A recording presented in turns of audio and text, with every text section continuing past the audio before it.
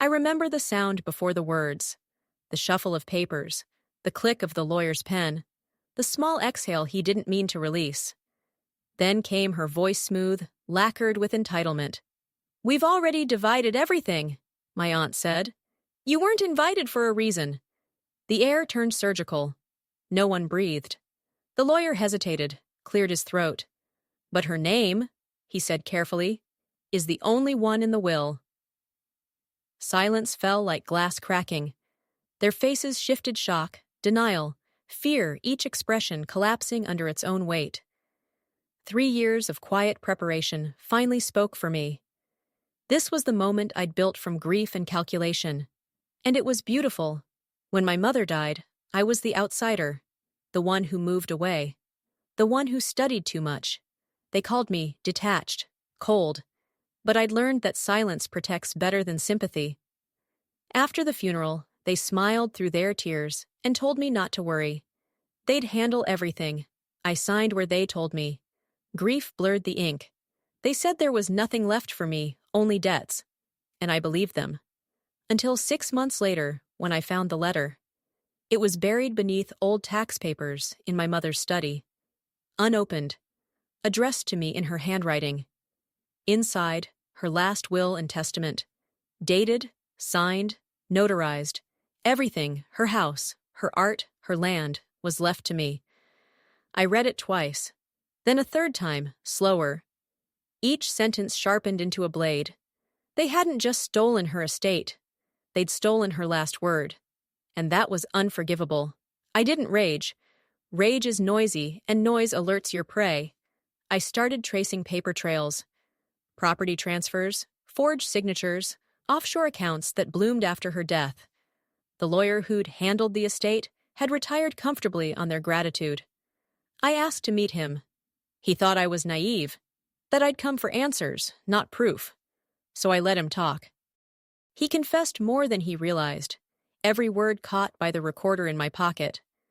I left him with his conscience. I took everything else. Patience is a weapon no one suspects you're sharpening. For 3 years, I visited them. Birthdays, holidays, polite smiles. Watched them spend what wasn't theirs. New cars, renovations, charity galas in my mother's name.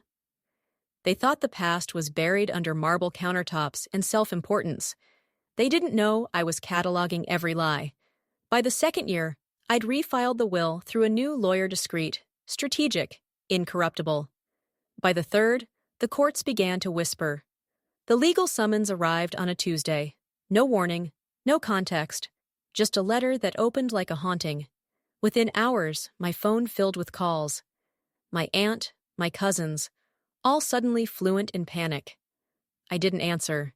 Guilt travels fast when it realizes the clock is running out.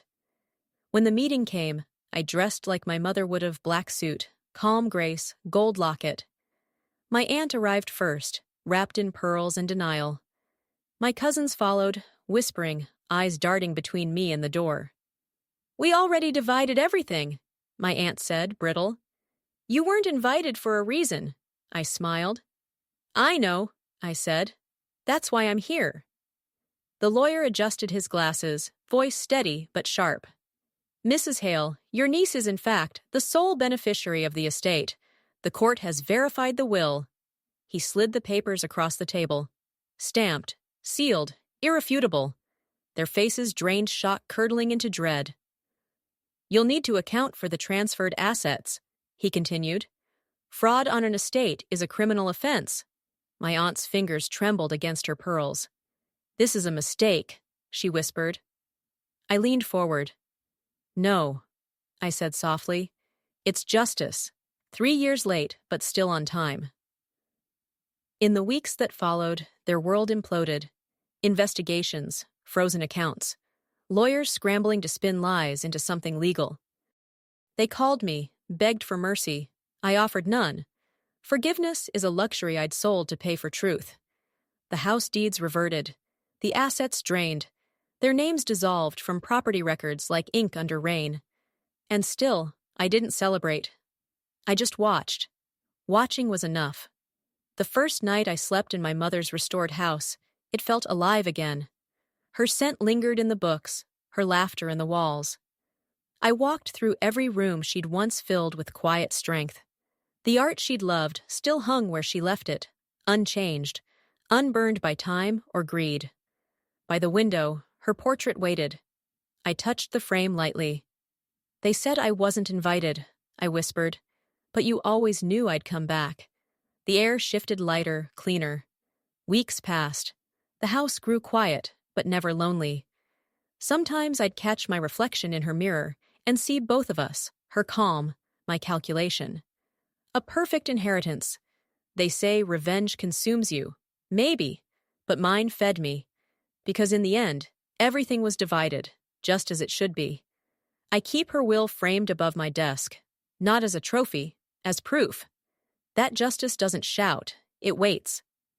That silence, when used correctly, can bankrupt the loudest thief. And that sometimes, family isn't what you're born into, it's what you survive.